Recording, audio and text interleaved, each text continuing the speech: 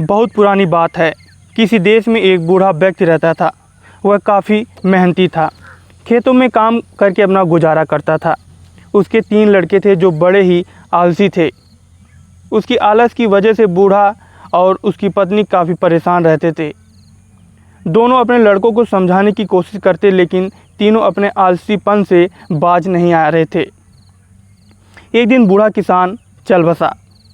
बुढ़िया ने अपने बेटे को खेत पर जाने के लिए कहा, लेकिन वो नहीं गए। जब तक अनाज था बुढ़िया ने उनको बना बना कर खिलाया। आखिर एक दिन सारा अनाज खत्म हो गया।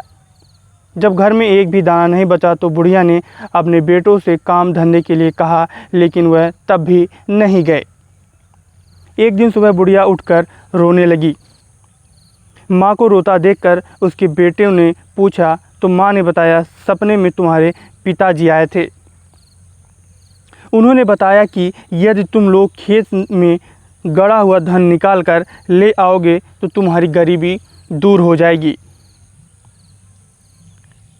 लड़कों ने पूछा, तो इसमें रोने की क्या बात है? बुढ़िया बोली, मैं तो यह सोचकर रो रही हूँ कि अब खेत खोद कर कौन धन निकाल कर लाएगा।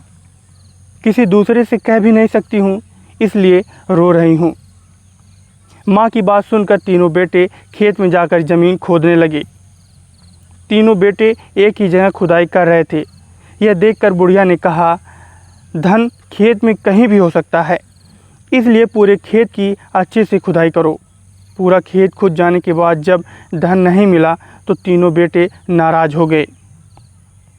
बुढ़िया ने कहा, ठीक है, सपने में तुम्हारे पिता आने पर मैं उनसे इसकी शिकायत करूंगी।